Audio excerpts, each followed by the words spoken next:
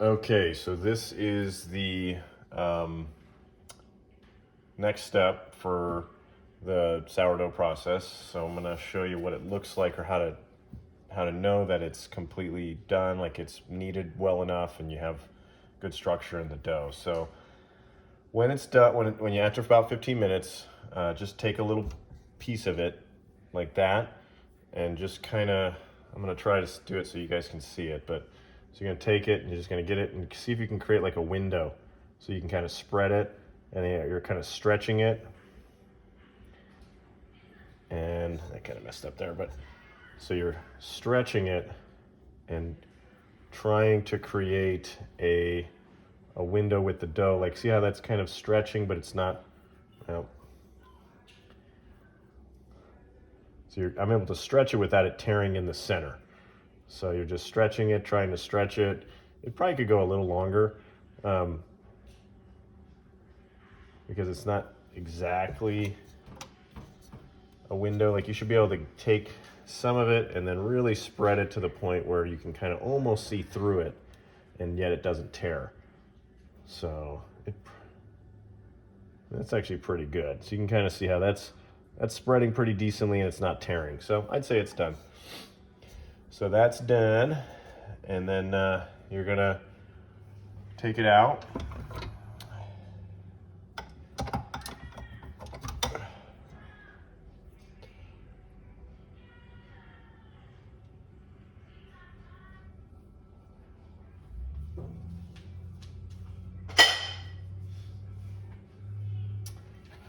So you're gonna take your vessel that you already had all the bulk flour and water mixture in. And you're just gonna take this, just scoop it out, get a big old, just grab it completely if you can in one shot, and then just stick it all in there. So, and that's it. So now you're gonna take this and cap it.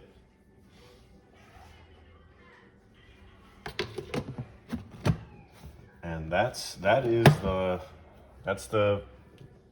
bulk ferment. This is the start of the bulk fermentation process. So you have your flour, you have your water, you have your starter, you have your salt. Those are the ingredients.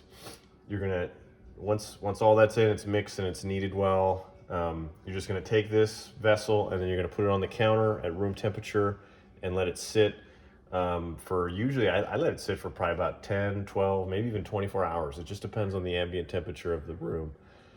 So, and you'll see, like, we're at a mark here, just probably, I mean, it's about halfway between the, 2 quart. So it's, it's about 1.5 quarts of volume here. It'll rise up to 6 quarts without issue. So what some people do though, about every hour or two, they'll come in and they'll kind of like fold the dough a bit.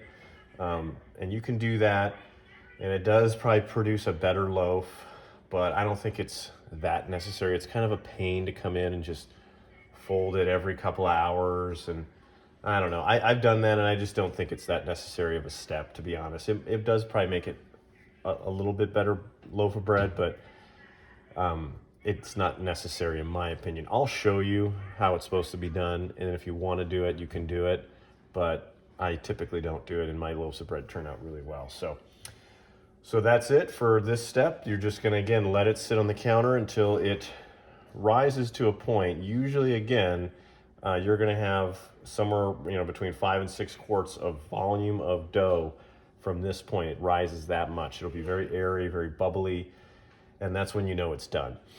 If it over bulk ferments, then it'll rise and then it'll fall. So you don't want that. You want to kind of catch it to where it's like at its peak, where it's bulk fermenting at its relative peak, and then you'll move on to the next step, which I'll show you. So, but that's it. And then it's just again a waiting game for it to get to the point where it's ready.